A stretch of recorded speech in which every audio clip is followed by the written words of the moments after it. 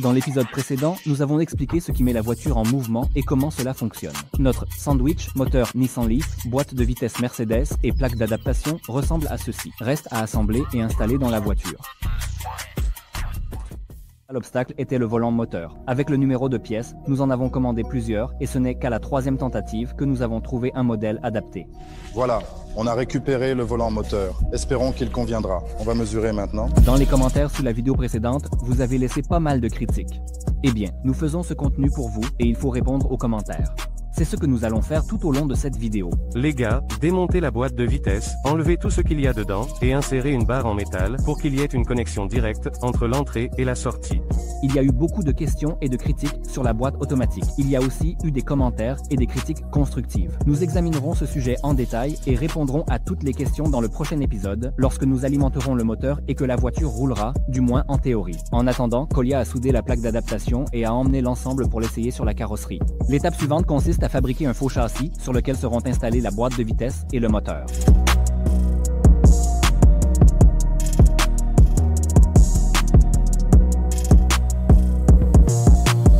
Un jeu de plaques a été fabriqué pour fixer le faux châssis principal du moteur au châssis de la voiture.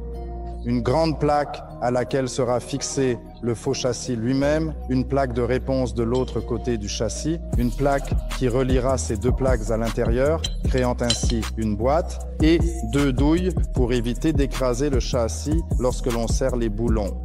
Pendant que Kolia s'en occupe, passons au commentaire suivant en studio. La Bucanca a disparu pendant 8 mois. À la fin de l'épisode sur les marches, on a montré le moteur qui un jour y sera installé. À ce rythme, à la fin du projet, ce sera une voiture du passé, et non du futur. Oui, dans le dernier épisode, j'ai dit que 8 mois s'étaient écoulés depuis la sortie de l'épisode précédent. C'est parce que la monétisation a été désactivée et le projet est resté en pause pendant longtemps. Pour une raison quelconque, beaucoup ont compris de cela que nous avions passé 8 mois à fabriquer les marchepieds escamotables. J'espère que ce point est désormais clair. Pendant ce temps, Kolia plie tube après tube et moi, je profite de vos commentaires.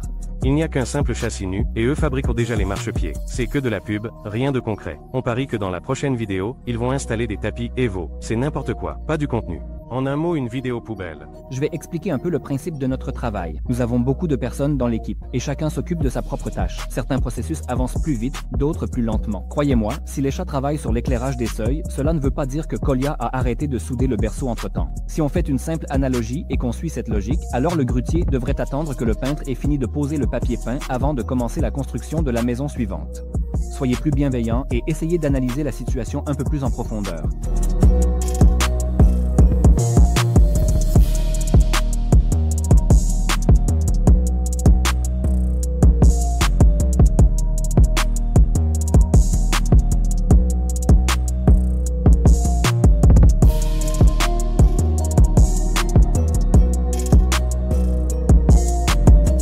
Il fait nuit dehors. Une autre journée de Kolia s'est écoulée.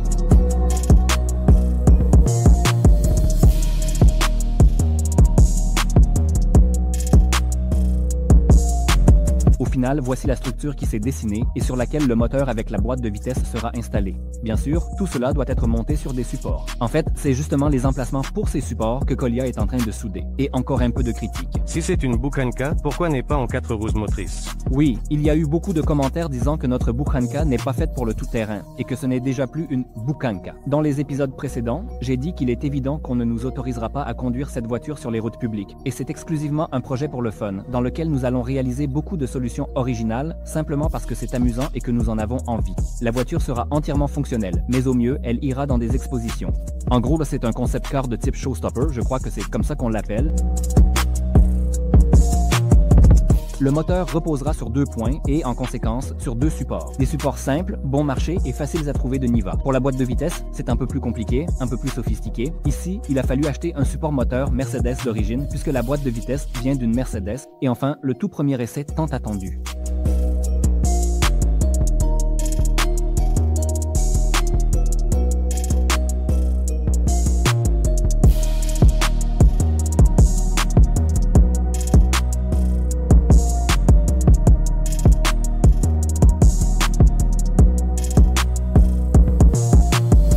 L'étape suivante, pour que tout cela ait une chance de se déplacer, consiste à relier la boîte de vitesse au pont par un arbre de transmission.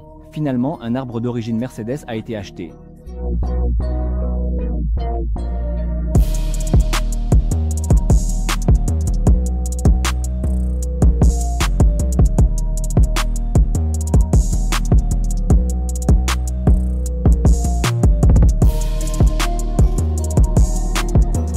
Mais bien sûr, sa longueur et notre pont ne conviennent absolument pas. C'est pourquoi Colia le coupe sans pitié et l'envoie dans un atelier spécialisé.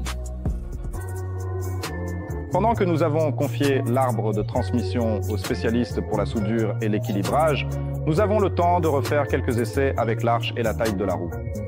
La taille de la roue ne nous convient pas vraiment, elle semble un peu trop petite. Et puis, sur une voiture aussi énorme, un petit profil de pneu, eh bien, ça ne fait pas sérieux.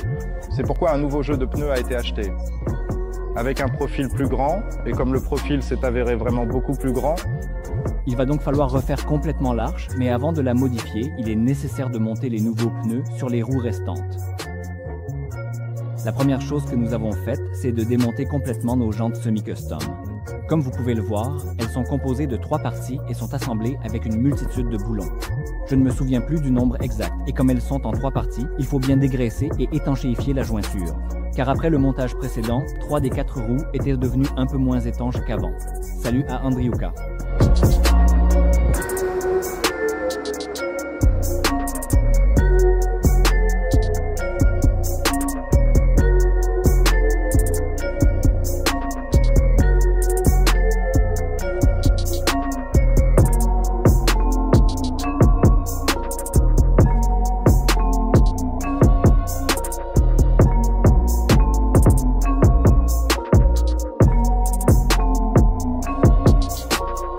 Une fois le puzzle assemblé et, j'espère, bien étanche, on part au montage des pneus, bien sûr sous vos commentaires.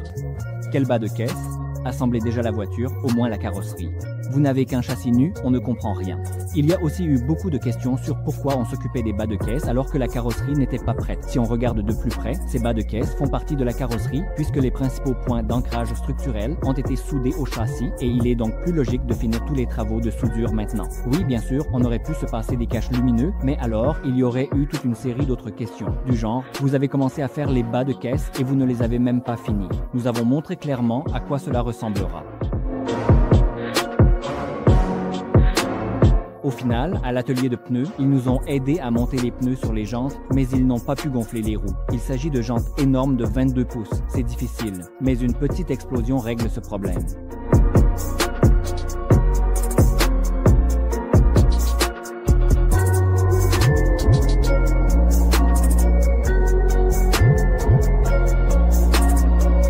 Pour fabriquer les 4 arches et qu'elles soient identiques, nous avons bricolé un compas calibreur très simple à partir de matériaux de récupération, pour ainsi dire.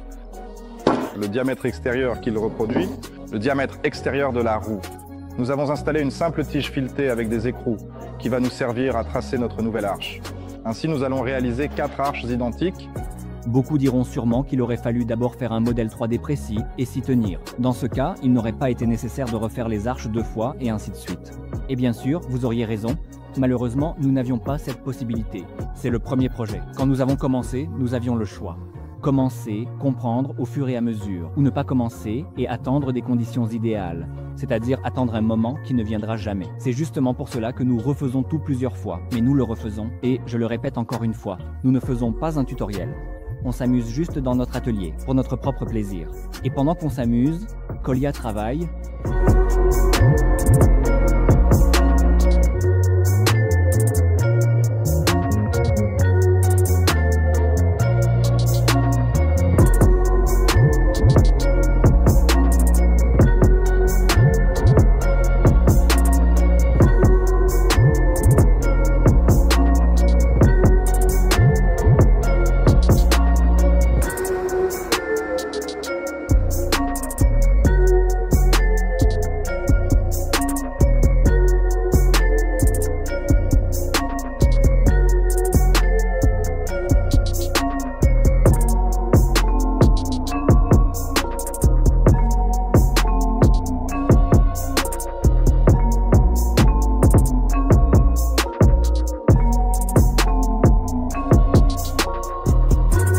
Et finalement, après encore une journée, voici ce que nous avons. Concernant les travaux réalisés, pour installer des roues de plus grand diamètre, nous avons modifié l'arche en agrandissant son ouverture. Pour cela, nous avons découpé l'ancienne, installé notre gabarit, le compas, tout tracé pour la nouvelle, puis formé le nouveau profil de l'arche sur la cintreuse à tube, tout essayé, tout ajusté, puis soudé. Il a fallu modifier la porte, l'adapter pour qu'elle passe bien au niveau de l'arche, et nous avons ajouté une troisième charnière à la porte pour qu'elle ne s'affaisse pas sous la charge. Maintenant, tout fonctionne. L'apparence extérieure nous satisfait plus que complètement. Nous n'avons pas peur de faire des erreurs, que ce soit les proportions de la carrosserie, la forme des arches ou que nous fixions un moteur électrique à une boîte de vitesse automatique. Si quelque chose ne va pas, nous referons. Nous ne sommes pas un bureau d'études, nous ne tournons pas un tutoriel de montage automobile dans notre garage. Nous trouvons des idées intéressantes et nous les appliquons à nos, concepts. Si cela peut inspirer ne serait-ce qu'une personne à se lever du canapé et à faire quelque chose, nous en serons très heureux.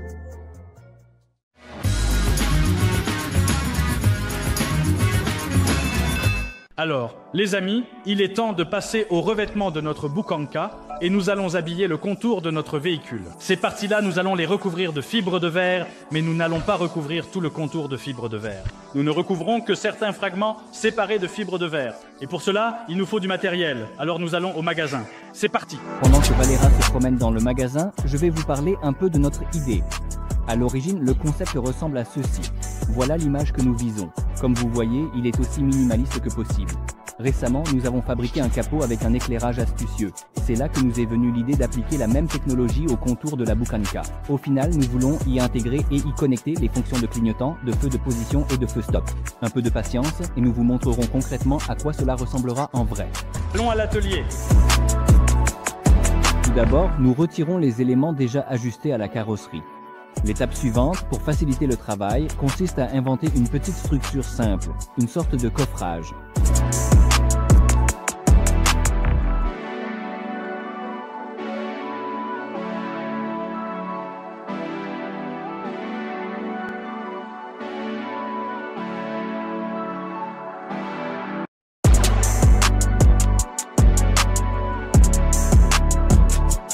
Voici à quoi ressemblent nos coffrages, comme vous pouvez le voir. Nous allons traiter ces coffrages avec ce matériau-ci. La toute première étape consiste à soigneusement apprêter nos pièces. L'apprêt utilisé ici est tout à fait ordinaire, de type construction, pas concentré, déjà bien dilué jusqu'au bord avec un petit monticule.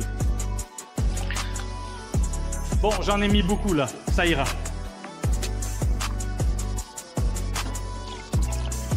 Oh, c'est costaud! Pourquoi appliquons-nous l'apprêt? Pour créer une adhérence maximale pour le mastic.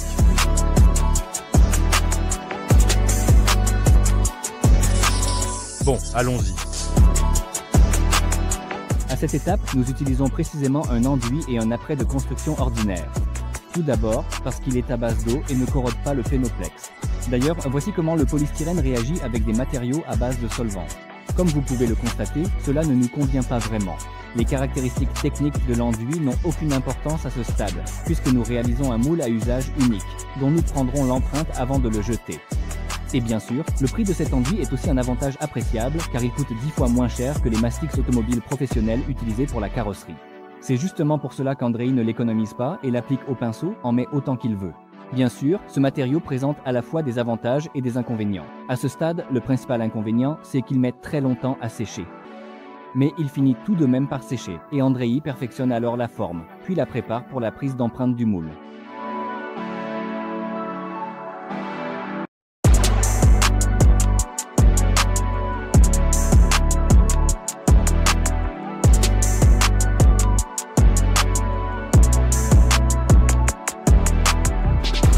D'abord, un séparateur à base d'alcool, puis le gel côte noire.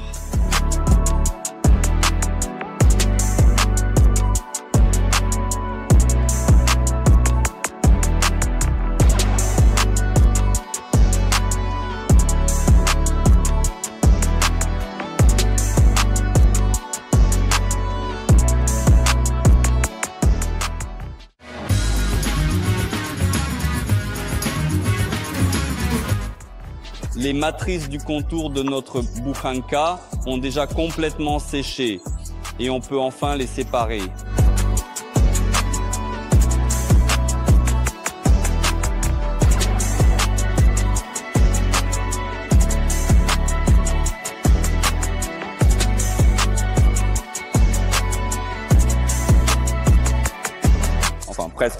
C'est-à-dire qu'une partie du mastic est restée collée sur le moule, ce qui était prévisible, mais elle s'est finalement détachée, tout simplement parce que notre modèle était assez sommaire, c'est-à-dire fait de briques et de brocs avec des matériaux de récupération. Mais il suffit simplement de nettoyer un peu, soigneusement. Et nous avons ainsi obtenu un excellent moule pour le contour.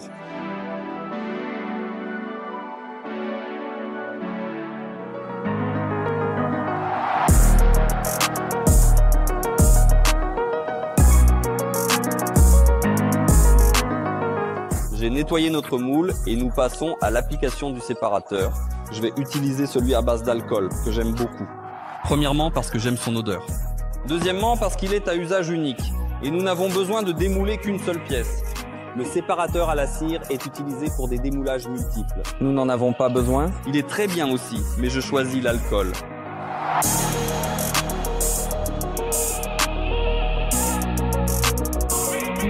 Notre séparateur a maintenant bien séché, ce qui est une étape importante dans notre processus. Grâce à cela, nous pouvons désormais passer à...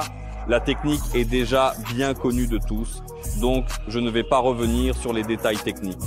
Je rappelle simplement que nous n'allons pas utiliser de gel car la pièce doit être semi-transparente et nous allons utiliser des patrons pour notre pièce afin d'éviter les morceaux déchirés de mat de verre qui pourraient créer des taches troubles et moins transparentes. Commençons. C'est exact. Pour obtenir l'effet recherché, un contour lumineux, notre pièce doit être semi-transparente. Cela signifie que nous devons renoncer au gel coat noir qui ne laisse pas passer la lumière. Mais pendant qu'Andrei s'en occupe, encore quelques explications. En 8 mois, qu'a-t-on fait?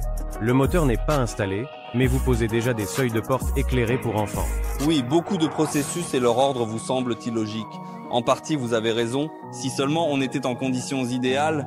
Souvent, nous faisons face à des difficultés et il faut attendre plusieurs semaines des pièces ou composants. C'est pour cette raison que nous nous attaquons aux tâches que nous pouvons accomplir pour l'instant, pendant que d'autres processus, plus importants, sont à l'arrêt. Donc selon cette logique, nous aurions dû rentrer chez nous, attendre que toutes les pièces nécessaires à la séquence idéale du processus soient disponibles, puis nous retrouver à l'atelier dans 1 mois ou 2. En principe, c'est un bon plan. Mais malheureusement, notre imprimante, celle avec laquelle nous imprimions de l'argent, est tombée en panne. C'est pourquoi nous nous adaptons aux circonstances et faisons ce que nous pouvons. Nous préparons notre cache semi-transparent pour le vernissage.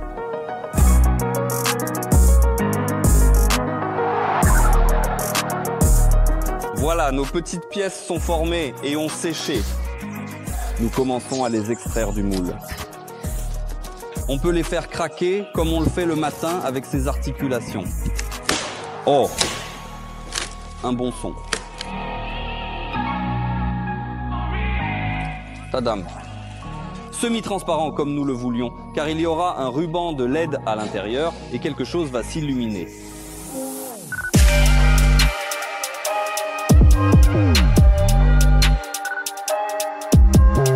La meuleuse va nous aider.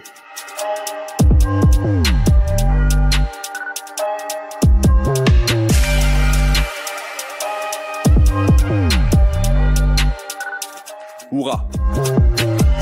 Au final, en 1 semaine de travail, nous avons fabriqué tout un tas de petites pièces qu'il va maintenant falloir assembler en un seul contour continu de la fourgonnette. Celui-ci qui va s'illuminer. Donc maintenant, nous allons réfléchir aux jonctions. Et sur la fourgonnette, il y aura déjà 3 grandes pièces. Une au centre, celle-ci, et les côtés. Et maintenant, il faut qu'on assemble ces éléments de façon à ce que la jonction soit la moins visible possible. Le plus important maintenant, c'est de se rappeler d'où viennent ces éléments et de les placer à leur endroit.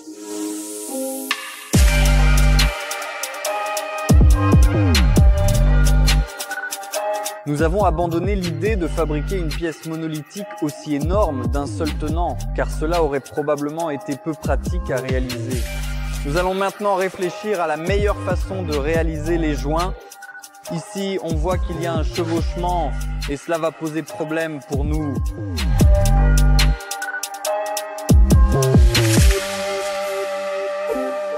Le plan pour coller les pièces droites est aussi simple que possible. Je vais les coller dans un moule à l'aide d'une fine bande de mat de verre. C'est-à-dire que nous n'avons pas de mat de verre de 150 en stock, donc nous allons déchirer le 300 en 2. Je mets un tapis fin en fibre de verre imprégné en dessous, je le recouvre de pièces, puis je le presse à nouveau avec des pinces sur le dessus, avec une pièce aussi courte. On pose le mat de verre imprégné et on serre avec des serre-joints. Ai-je raté quelque chose où personne n'a osé monter ou sauter sur ce seuil? Je n'ai aucun doute quant à la fiabilité de cette construction. Valera a tout fait dans les règles de l'art. Comme je l'ai dit, nous avons simplement posé les garnitures pour vous montrer, sans les fixer.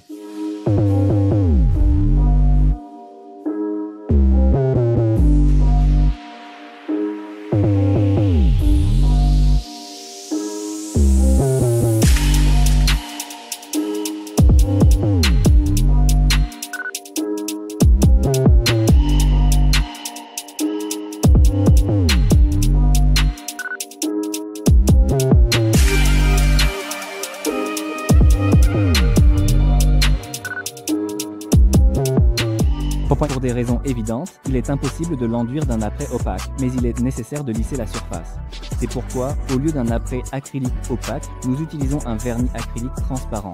Nous en imprégnons bien la garniture en plusieurs couches.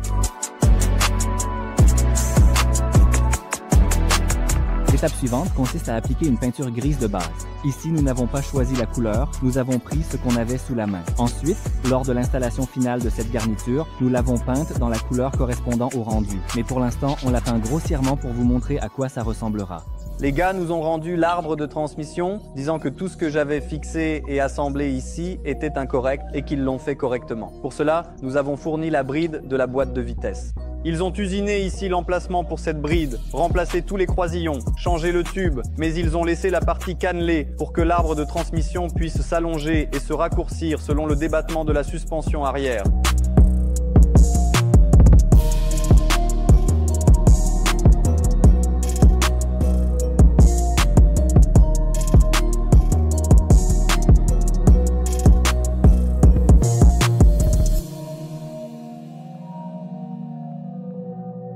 Pour finir, nous avons posé, avec soin, 2 longues bandes de ruban LED adressables afin de voir concrètement à quoi cela ressemblerait en réalité. Il est alors tout de suite devenu évident qu'il fallait absolument rendre l'éclairage bien plus puissant et retravailler en profondeur le diffuseur.